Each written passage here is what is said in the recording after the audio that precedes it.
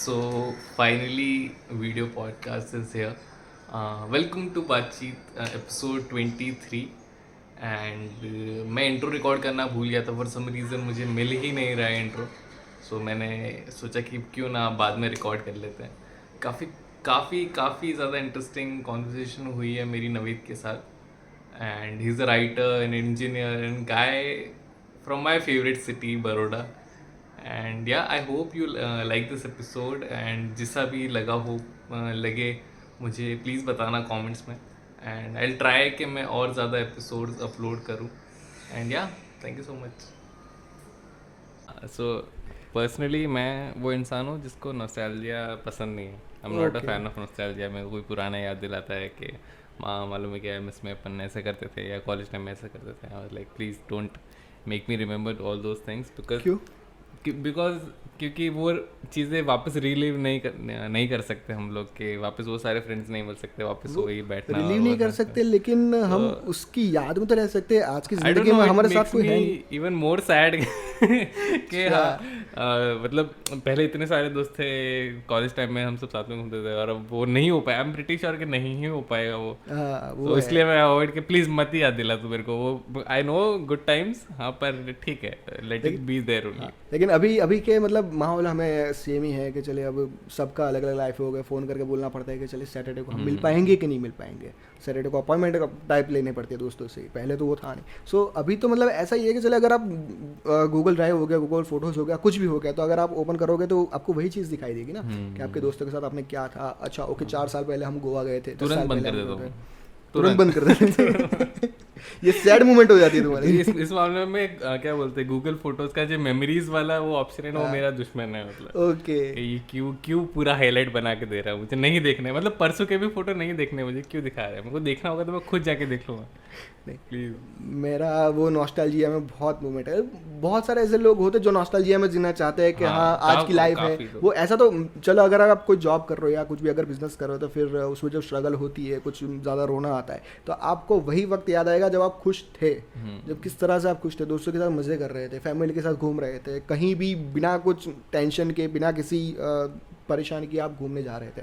क्या मतलब ऐसा nostalgia helps you to write more या पूरा क्योंकि ज़्यादातर तेरा राइटिंग इज फिक्शन और मेनली इंस्पायर्ड बाय तेरे पास्ट एक्सपीरियंसेस और उसका मिक्स मतलब करके कि हाँ तेरा पर्सनल एक्सपीरियंसेस और फिक्शन कैरेक्टर्स को उठा के वो सब किया हुआ है. मैंने ऐसा जो अगर बुक की बात कर ले दिए जो फर्स्ट जो मैंने लिखी है जो तो उसका ऐसा है कि मैंने कुछ मेरी स्टोरीज रखी हुई है, कुछ मेरे दोस्तों की स्टोरीज रखी हुई है. वो सबको मैंने कंबाइन किया हुआ है क्योंकि मैं ये दिखाना नहीं चाहता कि ये मेरी आत्मकथा है जैसे लोग बोलता रहते हैं. तो जो 4 फेजेस मैंने मतलब लिखे थे लाइक जब पहले कॉलेज की लाइफ गए वहाँ पे आपको दोस्त मिले थे तो दोस्तों की कॉलेज की एक लाइफ हो गई थी. उसके बाद जब आप एक कॉलेज छोड़ के एक जॉब में जा रहे हो, कॉर्पोरेट लाइफ में जा रहे हो जहाँ पे आपको वो दोस्त नहीं मिलेंगे, वो ज़िंदगी ही नहीं मिलेगी जो आपने पीछे जी है. जैसे बहुत सारे लोगों ने किया हुआ है कि दोस्त बन चुके हैं. जैसे बहुत सारे बड़े लोगों ने भी किया जैसे दोस्त बन चुके हैं वो कॉलेज तक. उसके बाद कोशिश मत करना. कंपनी से वो बनते हैं ऐसा ना नहीं है लेकिन वो बहुत ही रेयर मोमेंट हो जाते हैं. कि कंपनी वाले दोस्तों पे ट्रस्ट किया जा सकता है क्या? ये बताया जाए तो मैं मेरा मतलब कंपनी में इतना ज़्यादा एक्सपीरियंस नहीं है. मैं सिर्फ 4 साल से जॉब करता हूँ. 4 ही साल हुए हैं उसमें कुछ ज़्यादा हो नहीं सकता. तो 4 साल में बताया तो 4 साल से अगर आप 100% के हिसाब से करें तो आपको 40% चांसेस है कि आपको उसके दोस्त बन सके. मतलब कॉर्पोरेट ऑफिस में. बाकी आप दोस्ती तो भूल जाओ. आप सिर्फ काम से काम रखना. लोग हंसेंगे लेकिन लोग आपके पीठ पीछे आपको कब छुरी मार के चले जाएंगे आपको पता भी नहीं चलेगा.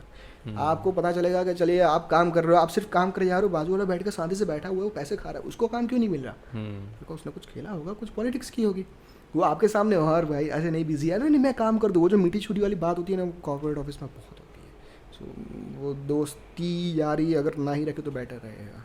मतलब मैंने काफ़ी सारे लोगों से सुना है कि वंस यू लीव एक ऑफिस जहाँ पे 2-3 साल जहाँ पे तुमने काम किया ऑफिस छूटने के बाद वो उस ऑफिस के दोस्त भी उधर ही रह जाते हैं. उसके वो अपन को लगता है कि उस ऑफिस में रहते रहते कि कितना अच्छा दोस्त है, रोज अपन चिल कर रहे हैं सब कुछ है, बट ऑफिस खत्म होने के बाद वो बहुत ही ऐसा रेयर मोमेंट होता है कि अगर आप 2 साल भी जैसा अगर रेजिडेंट का अगर मैं एक्सपीरियंस शेयर करूँ सो जब मैंने स्टार्ट किया था तो मुझे लगा था कि चलिए नई कंपनी है, नए दोस्त बनेंगे, पिछले दोस्त कॉलेज के थे, चलिए उनसे मिलना कम हो जाएगा.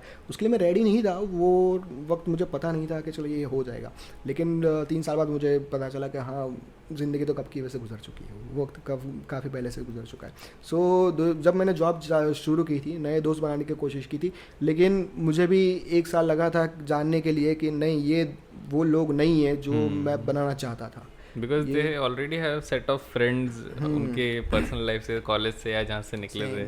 आपकी वाइब मैच हो जाएगी, आपके पाथ मैच होंगे, पाथ में आप मिलेंगे, लेकिन वो रास्ते कम मुड़ जाएंगे, आपको कॉलेज में पता नहीं चलेगा।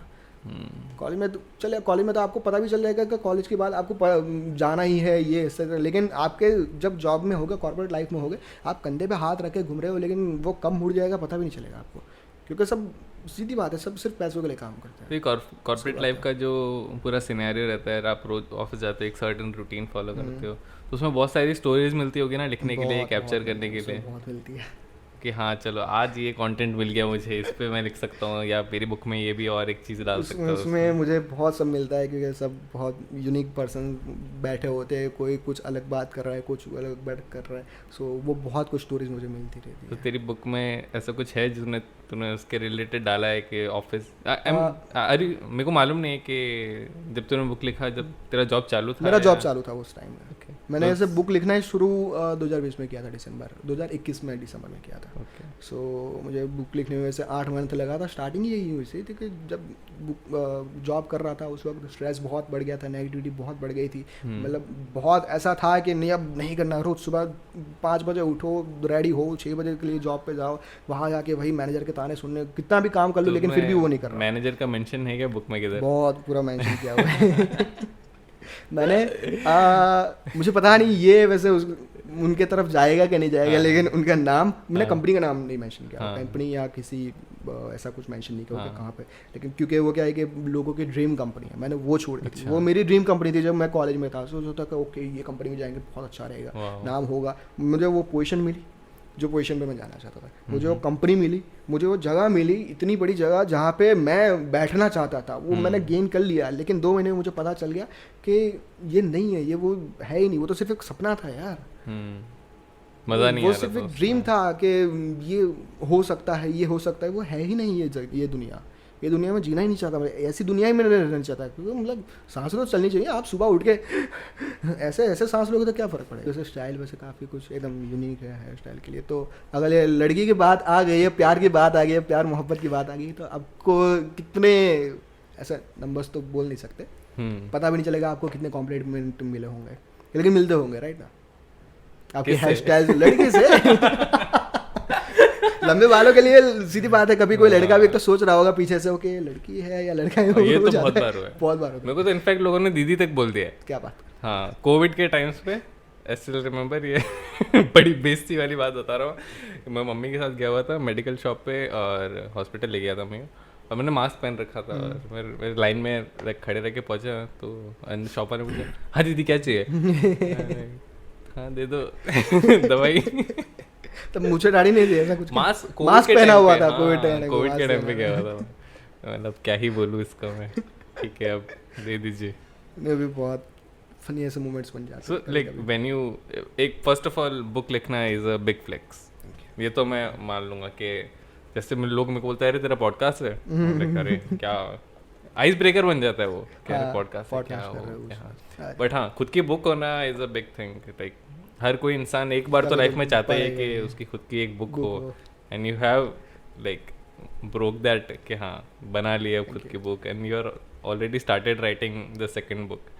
सो हाउ इज इट कि एक बुक लिखने के बाद तो तुरंत ऐसा होता है कि अब यार दूसरी लिख देता हूं? नहीं ऐसा मतलब मुझे नहीं था। हाँ मुझे ऐसा था, मतलब पहले मैं कुछ और बताना चाहूँगा कि जब मैंने बुक लिखना मैंने स्टार्ट नहीं किया था, मैंने वो मोमेंट्स लिखने शुरू किए थे। अच्छा। जिस मोमेंट में मैं खुश रहता था। तो it was never an intention कि मैं बुक लिखूंगा? नहीं, ऐसा कुछ नहीं था। तुम सिर्फ लिख रहे थे कि अच्छा मैं ऐसा फील कर रहा हूँ और ये मेरी कहानी है। जर्नल मान लेते हैं, डायरी है जैसे भी। मैंने डायरी जैसे अपने बचपन में लिखते थे स्कूल के टाइम पे हो गए। सो पहले ऐसा था कि मैं एक नेगेटिविटी, जैसे मैंने बताया कि नेगेटिव वो फीलिंग्स मैं लिखता था, उसके बाद मेरी पॉजिटिव फीलिंग्स होती थी। फिर मैंने स्टोरीज नहीं लिखी थी, मैंने ऐसा ही कुछ मोमेंट्स लिखना शुरू किया था जो मैं जी चुका था। जैसे दोस्तों के साथ मेरी बर्थडे पे उनका मुझे क्या था बोला, रैगिंग करना, कैंटीन में बैठ के वैसे मारना, वो सब वो जो मोमेंट्स थे बहुत अच्छे थे। मेरे बर्थडे के दिन अगर उन्होंने केक काटा, किसी हम लोग जैसे वाटर पार्क घूमने गए थे पूरा ग्रुप, वो सब था, तो वो नॉस्टैल्जिया का मोमेंट मैंने लिखना शुरू किया था। फिर उसके बाद फिर मैंने सोचा कि कुछ किया जाए, कुछ और मैं करूँ, तो मैंने अपनी थिंकिंग थोड़ा इमेजिनेशन बनाया कि चलो अगर उसी लाइफ में जी सकता, या अगर मेरी खुद की अगर मैं लाइफ बता सकता तो क्या होता। तो फिर मैंने लिखना शुरू किया था। तो जब मैंने फर्स्ट ड्राफ्ट जो मैंने लिखा था, बहुत इंग्लिश बहुत रफ थी मेरी उस वक्त, सो अभी तो माशाल्लाह थोड़ी अच्छी की है। तो कब स्ट्राइक हुआ कि अब इतने सारे मैंने नोट्स बना लिए थे, किससे लिख लिए खुद की लाइफ के? 2 महीने तो बहुत लगे थे, डेली सैटरडे संडे तो पूरा दिन ऐसे ही। घर पे भी जब मैं जाता था, वैसे किसी और सिटी में था, सो जब मैं बड़ौदा आया था, कौन से ईयर की बात हो रही है, मतलब जब बुक लिखना? 2021 के आसपास, 2021 की थी। सो उस वक्त फिर जब वडोदरा में था, वडोदरा जो जहाँ पे मैं जॉब कर रहा था, जिस सिटी में वैसे जॉब कर रहा था, सो मैं क्या है कि सैटरडे संडे हमारा ऑफ रहता था, तो एवरी फ्राइडे शाम को तो मैं घर पे आ जाता था। तो लेकिन वो स्ट्रेस ही मेरे दिमाग में ऐसा रहता था, मैनेजर अब मंडे को बोलेगा, ये करेगा, ये चिल्लाएगा, वो सब रहता था। तो घर पे भी आके मैं मोबाइल लेके थोड़ा बात करता था, और मैं ऐसा था कि यार दुख है, लेकिन मैं अपने घर वालों को क्यों बताऊँ, क्यों इस चीज़ में कट लूँ, मेरा है ना, मैं झेल लूँगा, जो होगा कर लूँगा, ठीक है कोई बात, क्योंकि सपना मेरा था, ये जगह पे जाना, ये पोजीशन पे जाना, वो सब सपना मेरा था ना, तो ठीक है चलो वो सह लेंगे अपने थोड़ा। लेकिन फिर वो एक्सट्रीम हो गया। फिर मोबाइल में मैं जब वो रूम पीजी पे रहता था, hostel kind of, so PG पे मैं बुक लेके बुक पे लिखता था, पेज फट जाते थे रियली में। लेकिन घर जाता था तो फिर मैं उस हिसाब से कर नहीं सकता था, तो मैंने मोबाइल में टाइप करना शुरू कर दिया था। मोबाइल में बहुत कुछ लिख रहा था, ये हुआ, ये हो रहा है, ये हो रहा है, वो सब। All of it started with a very strong emotion, मतलब जिस तुम फील कर रहे थे कि हाँ बहुत ज़्यादा डार्क हो रहा है सब कुछ, जो मेरी ड्रीम जॉब थी या ड्रीम लोकेशन थी, वो जो एक होता है ना कि एक सपने वाला कांच होता है, वो पूरा आप रख रहे हो, आप सब कुछ एक चीज़ करके एक सब कुछ समेट रहे हो कि सब एकदम सही से एकदम पूरा अच्छा लगे, पूरा डेकोरेशन करने के लिए। लेकिन एक मेन जो बड़ा वाला कांच था, जो आपको सेंटर में लगाना था, वो आप रखने की जगह गिर गया, पूरा टूट चुका है। मैं उसको समेट रहा था, लेकिन समेट नहीं रहा था। फिर कांच है, फिर किस तरह से वो जुड़ेगा। तो जितनी चीज़ थी उसके मैं जोड़ने का कोशिश कर रहा था, फिर जितनी चीज़ थी उसके साथ मैंने एक कुछ अपने आप को ठीक किया, उसी जो आधी अधूरी चीज़ को मैंने खुद थोड़ा अच्छा ब्यूटीफुल काइंड ऑफ थिंग बना दिया, आर्ट। सो मैंने फिर लिखना चालू किया पॉजिटिविटी के साथ, अपनी स्टोरीज़ लिखनी चालू की, और फिर वो स्टोरीज़ को मैंने बाकी सारी स्टोरीज़ के साथ, जो दोस्तों के साथ जैसे बताया कि वो सब हुआ था, उसके साथ फिर मैंने कंबाइन किया। फर्स्ट जब बुक पूरी कंप्लीट हो गई, घर वालों को कब बताया कि मैं बुक लिख रहा हूँ और मेरी बुक पब्लिश हो रही है? ये एंड तक वैसे उन्हें पता नहीं चला। मुझे याद है कि मेरी 7 अगस्त 2022 को जब मेरी बुक पब्लिश होने वाली थी, उसके एक हफ्ते पहले मेरे घर पे एक पैकेज आया था। मैं उस वक्त जॉब पे था, मुझे अच्छा, यहाँ अभी तक क्लू ही नहीं है घर वालों को कि लड़का बुक लिख रहा है? मैंने पता ही नहीं था, मैं लिख रहा था, मैंने पब्लिशर फाइनल कर दिया, सब कुछ फाइनल हो चुका था। मुझे दोपहर में 3 बजे मम्मी का फ़ोन आया, बोले कि तूने कुछ पार्सल मंगाया है? मैंने कहा हाँ, क्या हुआ? बोले कि बहुत बड़ा है, बहुत भारी है, क्या मंगाया है? बोला रखो मैं आता हूँ। और वो वक्त था हमारा ईद का, बकरीद के टाइम पे शायद से था, बकरीद या रमज़ान का था। तो हमारे क्या है कि नानी के घर पे एक हम लोग डिनर रखते हैं, सो फ्राइडे की शाम थी। तो उस वक्त फिर मैं जब घर पे गया तो सिर्फ मैं और पापा थे। पापा भी जो थोड़ा बिज़नेस कर रहे हैं, तो बिज़नेस से वो आए हुए थे, वो फ्रेश हुए थे। मैं घर पे आया, पापा गए फ्रेश होने के लिए। मैंने देखा, मैंने सोचा कि क्या करूँ, अभी खोल दूँ, या मम्मी और दीदी थे नहीं, वो नानी के घर पे थे। तो मैंने सोचा कि क्या करूँ, किस तरह से, मतलब मैं कहा ठीक है चलो मैं खोल देता हूँ, मैं किस तरह से, अभी बताओ कि ना बताओ। मेरे बहुत वो था, एक्साइटमेंट थी। तो मैंने, पापा जब फ्रेश हो रहे थे, मैंने खोली, मैंने वो बुक ओपन की और मैंने देखा, लिखा हुआ था दी एज ऑफ अस, नाविद डफ्फू वाला पब्लिशर द राइट ऑर्डर के साथ में। शेयर किसके साथ करूँ अभी मैं, मुझे ऐसा हो गया। तो पापा जैसे ही फ्रेश होके वॉशरूम से बाहर आए, चेंज करके जैसे ही बाहर आए, मैं जाके खड़ा हो गया। मैं कहा पापा वो पार्सल पता आया था? तो कहा बहुत भारी है, क्या था वो? मैंने बुक दिया। अच्छा बुक मंगाई है तूने? ओके। फिर बोला पापा हाँ क्या हुआ? मैं कहा पापा नाम नाविद, तूने लिखी बुक, तूने लिखी। वो जो रिएक्शन था उनके फेस पे जो रिएक्शन था, बहुत बहुत खुश हो गए। वो कहते क्या बात करता है, क्या है, किस बारे में? तो फिर लेट हो चुका था, 8 बज चुके थे और डिनर के लिए से 8:30 को हमें पहुंचना था। लेकिन पापा ने वो सब छोड़ दिया। मम्मी का भी फ़ोन आ रहा है, कहाँ हो? तो नहीं हम आ रहे। पापा ने फ़ोन रख दिया और फिर मैं और पापा डिस्कस कर रहे हैं कि बुक है, क्या है, किस बारे में। पापा बहुत खुश हुए, उनकी आँखों से मतलब मतलब खुशी के आंसू निकल रहे थे कि वाह। मतलब ये मेरे बेटे ने लड़का बुक लिखी है, क्योंकि मैं वो लड़का हूँ जो एग्जाम पेपर में पूरा एक सप्लीमेंट्री नहीं पढ़ पाता था। मैं वो था, मैं बुक पढ़ने में नहीं था, मैं किसी में नहीं था। और मतलब जीरो क्लू होना कि लड़का बुक हाँ। पूरी लिख रहा है, सीधा घर पे बुक आ रही है। मैं बस यही सोच रहा हूँ कि मुझे ऐसा लगा था कि व्हाट इफ आंटी वो पार्सल खोल देंगे और आंटी को वो पार्सल मिल जाएगा और ऐसे एक्सपोज हो जाएगा सब कुछ। नहीं, वैसे घर पे ऐसा कभी हुआ नहीं है ना, मेरा मोबाइल टच होता है ना, कोई पार्सल अगर आता है तो वो कभी ओपन करते। जब फिर मम्मी को कैसे बताया फिर? नानी के घर पे गए थे तो मैं बुक ही लेके ही गया था। तो नानी, मेरी 4 बहन और मम्मी मामी सब लोग वैसे वही थे। तो फिर हम गए और पापा ने फिर हम जैसे एंटर हुए तो जाके बैठे, सब सलाम वगैरह हुई और बाद में पापा ने बोला कि नाविद को कुछ बात करनी है। मम्मी टेंशन में आ गई, स्टेज सेट कर दिया हाँ। पापा। लेकिन वो खाली हमारे सिर्फ मम्मी और दीदी के साथ में। अच्छा। अब मम्मी को बोला कि बात करनी है कुछ। मम्मी टेंशन में आ गई, क्या वो कुछ मतलब सीरियस हुआ होगा इसलिए मतलब ऐसा हुआ। तो फिर जाके आके मैंने बुक लिखी है, तो वो भी खुश हो गए। बुक लिखी तूने? कौन सी बुक लिखी, क्या लिखा है? मैंने बोला कैसा। उन्हें मतलब नॉवल के बारे में सब पता है, नॉवल क्या होती है। फिर दीदी को बताया, फिर मेरी सारी बहनों को बताया, तो मतलब सब खुश हो गए। मेरी नानी भी एकदम आप खुश है, आंसू से वो बहुत एकदम प्राउड का मोमेंट था कि किताब लिख दी पूरी लड़के ने। किताब लिखना मतलब बहुत एक अलग ही चीज़ हो जाती है। उसके लिए अगर वो कंप्लीट हो जाए, कुछ फेमस भी हो जाए, तो एक अलग लेवल हो जाता है उसका। अगर आप इंजीनियर हो, मैकेनिकल हो, आप मैनेजर बन गए, आप बिजनेस के ओनर हो, वो एक अलग चीज़ है। और आप ऑथर हो, आप राइटर हो, वो एक अलग लेवल आ जाता है उसका। सो लाइक 18 चैप्टर्स है and I am pretty sure कि कुछ ना कुछ तो लव स्टोरी होगी ही उसमें। कितना % लव स्टोरी है पूरी बुक में? 50 to 60%। कॉलेज लाइफ में आप क्या करते हो?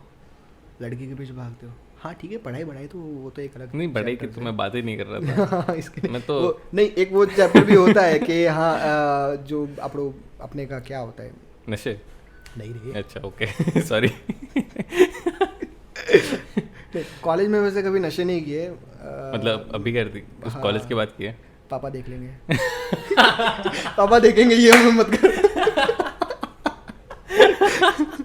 ऑनेस्टली मतलब दीदी को मालूम है कि मैंने मतलब कितना नशा किया हुआ है, क्या है। उनसे वैसे कभी नहीं छुपा, लेकिन कभी नहीं, मतलब कुछ वक्त पहले से उन्हें पता चला कि हाँ कितना नशा किया है। लेकिन अगर ये पापा देख लेंगे तो सीधी बात है, मैं फिर इधर ही रह जाऊँगा। किसी फेलो राइटर्स से या कोई ऑथर से हेल्प मिला हो? क्योंकि फर्स्ट बुक थी। मतलब बहुत मिला है, मुझे बहुत हेल्प मिला है। मैंने जब पहले बुक लिखी थी, मुझे पता नहीं था कि ये मेरे पब्लिश करनी है कि नहीं करनी। मैंने नॉर्मल एक स्क्रिप्ट टाइप जैसे अपने डायरी में लिखते हैं उस तरह से मैंने लिखा हुआ था। तो फिर मैंने बुक पढ़ता नहीं था, तो मैंने कुछ बुक्स पढ़ी, उनके रेफरेंस लिए कि वो किस तरह से लिखते हैं, क्या क्या चीज़ें होती है, उसके हिसाब से फिर मैंने अपडेट की। और फिर कुछ ऐसे मैंने ऑथर्स ढूंढे जो सेल्फ पब्लिशिंग और ट्रेडिशनल पब्लिशिंग दो चीज़ होती है।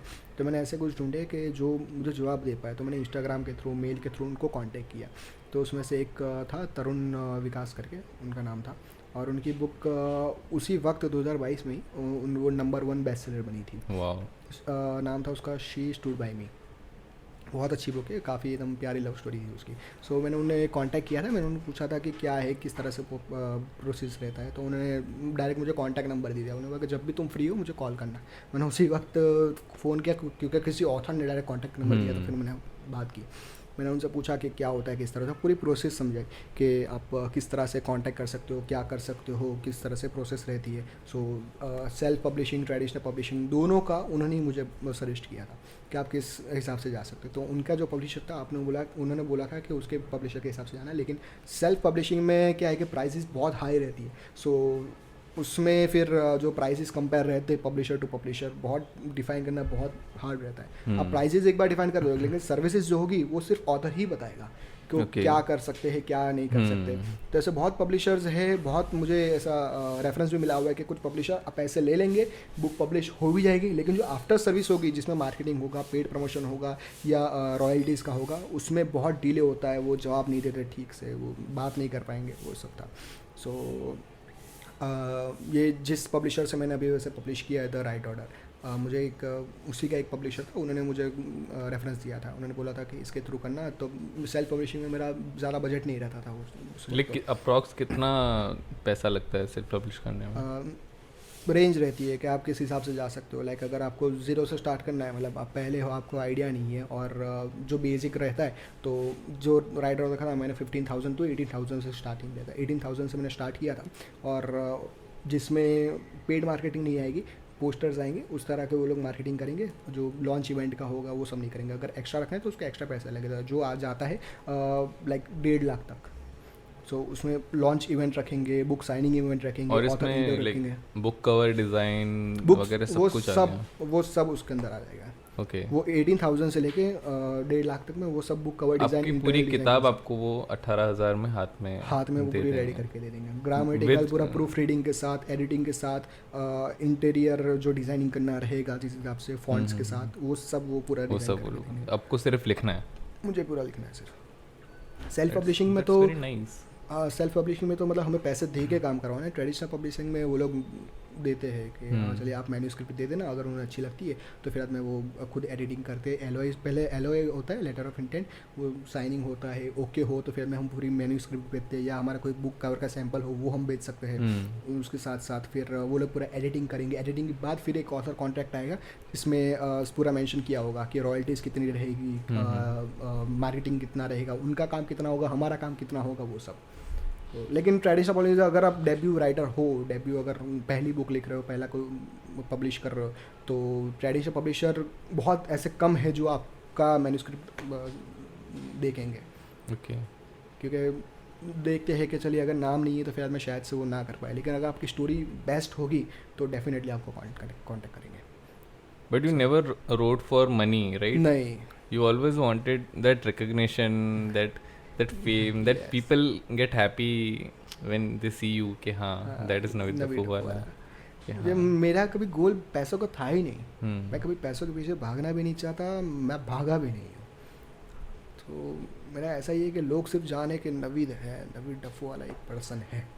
जहाँ से जाऊँ, जिस रोड से जाऊँ, जिस गली के जाऊँ, मेरे पापा भी जा रहे, तो मुझे पहले अभी ऐसा था कि मेरे पापा जब छोटा था तो मेरे पापा के नाम से, जैसे हम सब में हुआ है कि पापा के नाम से बुलाते थे कि ओके अयूब भाई का लड़का है, ऐसा इस तरह से। लेकिन कुछ वक्त बाद जब मैं ऐसी बुक लिखा, डेफिनेटली मेरे आस पड़ोस के, मेरे गली के, मेरे दोस्त भी, वो सब ये बोलते हैं कि ओके नवीद का पापा है।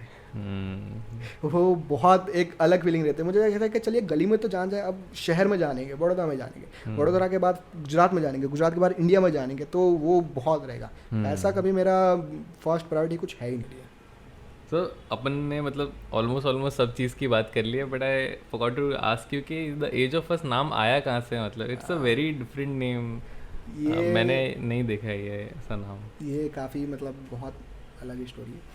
मेरे जब मैंने बुक लिखी थी, सो मैंने बाद में शुरू किया था, तो उसके बाद मैंने कंपनी छोड़ दी थी जहाँ पे मैं था, ओके, जिस सिटी में था। तो फिर मैं घर पे आ गया था। कुछ वक्त मैंने घर पे गुजारा था बिना जॉब के, और साथ ही साथ मैं लिख भी रहा था और साथ ही साथ मैं दूसरी जॉब भी ढूंढ रहा था। तो जब मेरी ये जो करंट कंपनी में जॉब कर रहा हूँ, वहाँ पे मैं जॉब ज्वाइन किया, और वहाँ पर एक लड़का था, हम दोनों साथ में हम लोगों ने ज्वाइन किया हुआ था एक ही दिन पे। तो मेरे उससे अच्छी खासी बॉन्डिंग हो गई, और फिर मैंने उसको बताया, आपने जब जैसे अगर वाइब मैच हुई तो फिर मैंने उसको बताया था कि मैंने ऐसा कुछ लिखा है, मैं कुछ लिख रहा हूँ। तो उसने बोला था कि राइटर, मैं राइटर नहीं हूँ, बस खाली कुछ लिख रहा हूँ। तो मुझे उसमें हेल्प चाहिए थी, तो उसको मैंने फिर एक कॉपी दी थी। तो उसने पूछा था कि इसका नाम क्या है। मैं कहा कुछ नाम नहीं रखा, कुछ सोचा ही नहीं था मैंने। तो मैंने बोला कि तू अगर सजेस्ट कर, तो ये 18 चैप्टर्स है, मैंने अराउंड कुछ 6 to 7 चैप्टर्स होंगे कंप्लीट। तो मैंने उसको शेयर किया हुआ था, मैंने उसको कॉपी दी। फिर उसने एक हफ्ते बाद पूरा पढ़ा था। एक हफ्ते बाद जब नेक्स्ट वीक मंडे को ही बात थी, मंडे को सुबह जब मेरे उससे बात हुई, तब मैंने उसको बोला कि मैंने बुक कैसी लिखी, देखो बुक अच्छी है, सही जा रही है, मज़ा आ रहा है, इसका नाम खाली डालना पड़ेगा। तो मैंने सोचा कि क्या नाम करें, क्योंकि मुझे कोई आइडिया नहीं था। तो उसने सजेस्ट किया था कि ये स्टोरी जो है 18 to 28 के बीच में है, और ये जो स्टोरी है वो हम सब की है, तो तू रख ऐसा जो हमसे कनेक्ट हो, जो लोगों से कनेक्ट हो, क्योंकि लोगों की है। तो उसने बोला था कि द एज ऑफ अस, ये बेटर। और ये फर्स्ट नाम था, ये फर्स्ट नाम था, और जो ये उसने दिया फाइनलाइज था, और यही फाइनल किया था। एंड इट्स वेरी रेयर कि फर्स्ट नाम आते ही फाइनल हो जाए, और स्पेशली जब वो तुम्हारी खुद की बुक हो और तुम इतना स्पेशली उसको ऐसा लिख रहे हो बैठ के, और किसी और का सजेशन बहुत कम बार ऐसा होता है कि यार ठीक है चलो मैं देखता हूँ, नाइस नेम, पर क्या पता मेरे को कुछ आ जाए दिमाग में नहीं या मेरे को और कुछ इंटरेस्टिंग नहीं, मुझे मतलब उससे मतलब बहुत अच्छी वाइब मैच हो रही थी, बहुत ही कम टाइम में। सो बहुत ही कम वक्त क्या में। क्या तो, नाम था उनका? दीप सवसानी नाम था उसका। शाउट आउट Thank टू दीप। एक दीप सवसानी था जो मेरी कंपनी में वैसे अभी भी काम कर रहे हैं, साथ में हम लोग काम करते। सो वो अलग डिपार्टमेंट में, लेकिन हम एक ही फ्लोर पर बैठते थे इसके लिए। कहाँ के? वडोदरा में अभी जो करंट कंपनी में। सो उसी ने मतलब मुझे बताया था कि दी एज ऑफ अस। सो पहले ही जो नाम उसने दिया था मुझे लगा यही है, यही फाइनल है, खत्म। तो फिर उसी के ऊपर मैंने वर्कआउट चालू किया। और ये है एक मिहिर पंचाल जो मेरे साथ काम करता था, उसको भी मैंने स्क्रिप्ट दी थी। उसने भी मुझे बहुत हेल्प की थी ये ग्रामेटिकल वो सब चेंज करने में। और एक अक्षय पंचाल, और फोर्थ था उत्सव पांडे। ये 4 लोगों ने पूरी स्क्रिप्ट रेडी करने में, पूरी स्टोरी करने में, ग्रामेटिकल करने में बहुत हेल्प की थी इन लोगों ने। सजेशंस भी बहुत दिए कि इसमें अभी क्या कर सकते हो और क्या कर सकते हो सबके लिए। लेकिन ऐसा कुछ स्टोरी है या उसमें से हटाया हो बुक में से विच यू वांटेड कि ये रहे बट वो सेट नहीं हो रहा था पूरी बुक के साथ? ऐसे ही बहुत सारे वैसे किस्से हैं। जब बुक में मैंने सारे दोस्तों का एक नरेशन किया हुआ है कि ये जो कैरेक्टर है उससे मेन कैरेक्टर किस तरह से मिला। उसमें भी कुछ मेरी है, कुछ मेरे दोस्तों की है, कि वो उन लोगों की एक स्टोरीज़ है। सो उसमें मैंने उत्सव पांडे का ही दिया हुआ था कि उसका ही एक सीन रखा हुआ था। तब उसी ने मुझे बोला था, मैंने उसको पढ़ने ही दिया था, उसी ने मुझे बोला था कि तू ये वाला सीन हटा दे, तू ये वाला डाल दे। मैंने सोचा कि जब ये नबील है जो मेन कैरेक्टर है, वो उत्सव से इस वो दूसरा कुछ नाम लिखा था, मैंने कहा उससे इस तरह मिल रहा है, जो तेरा है, तेरा किसी और तेरे दोस्त के साथ है, वो दिक्कत क्या है, ये थोड़ा फनी है, ये थोड़ा अच्छा कैरेक्टर हो जाएगा। लेकिन उसने ना बोला था मुझे। अच्छा, राइट्स नहीं मिले उसके। राइट्स नहीं मिले मुझे उसके। उत्सव उस दिन राइट्स दे दिए होते तो आज तो थोड़ा बुक में अलग होता, पब्लिश हो चुका होता है character. Is there anything else which you want to talk about? जब मैं मिस कर गया हूँ या कोई क्वेश्चन से कि हाँ ये टॉपिक पे बारे में मुझे बात करना है? नहीं, वैसे मोस्टली सारे टॉपिक्स हो चुके हैं, आने वाली बुक भी है। तो मैं तो बस ऐसा ही है कि जो रीडर्स है, जो सुन रहा है, जो देख रहा है जहाँ पे भी, सो नॉस्टैल्जी में जीने वाले बहुत कम है। लेकिन एक बार आप इसे अपनी बुक भी पढ़ना, जब लोगों को आप याद करोगे, जब नोटिफिकेशन आएगी तब याद करोगे। इससे अच्छा कि आप सिर्फ दोस्तों से मिलो, दोस्तों से बात करो, लोगों से बात करो, नए दोस्त बनाओ और अच्छे वाले दोस्त बनाओ जैसे कहा गया है। सो वो बेटर रहेगा। सो लेकिन अमेज़ॉन में ये बुक वैसे अमेज़ॉन पे अवेलेबल है, अमेज़ॉन पे पेपर बैक में अवेलेबल है, और अमेज़ॉन किंडल पे भी अवेलेबल है। जब भी आप पढ़ना चाहो पढ़ सकते हो। और अगर किसी को साइन ऑथर कॉपी अगर चाहिए तो मेरा इंस्टाग्राम DM शायद से दिया होगा। सो आप कभी भी मैसेज कीजिए, तो मुझे बहुत अच्छा लगेगा। हाँ, अगर कोई बड़ौदा से देख रहा है तो you can also meet him, I guess. Meet भी कर सकते हैं definitely. If you really like the book and तुमको चाहिए कि हाँ why not go and discuss with him कि ये क्यों लिखा या यहाँ क्यों लिखा। I am pretty sure he is open to it अपनी बुक के बारे में। मुझे तो बहुत अच्छा लगेगा अगर लोग सामने से मेरे पास आए और पूछे, बात करें कि ये बुक में इस तरह से है, आप ये चेंज कर सकते हो, या बहुत अच्छा लगा, ये मेरी ही स्टोरी है, तो मुझे बहुत अच्छा लगेगा। कोई भी सजेशन होगा, कुछ भी, डिस्क्रिप्शन में मैं लिंक डाल दूंगा बुक का। And if you have the book और तुम अभी रीड कर रहे हो या सोच रहे हो खरीदने का, तो make sure you tag Naveed. उसका इंस्टाग्राम हैंडल मैं डिस्क्रिप्शन में डाल दूंगा, मेरा इंस्टाग्राम हैंडल भी डिस्क्रिप्शन में डाल दूंगा। Go follow him. उसके राइटिंग वाले पेज को भी मैं डिस्क्रिप्शन में डाल दूंगा, उसको भी फॉलो करो। एंड मेक श्योर कि अच्छे अच्छे रिव्यूज़ डालो एंड ऑनेस्ट रिव्यूज़ ज़्यादा। आई वोंट आस्क फॉर मुझे ऐसा नहीं है कि अच्छे रिव्यूज़, ऑनेस्ट रिव्यूज़, क्योंकि बुक अच्छी है तो अच्छे रिव्यूज़ आएंगे। So I am pretty sure and I hope तेरे को मज़ा आया वो पॉडकास्ट रिकॉर्ड करने में। स्पेशली वो बड़ौदा से आया रिकॉर्ड करने के लिए Ahmedabad. And I hope you had a good time talking with me. Surely आपके साथ उससे बात करके मुझे बहुत अच्छा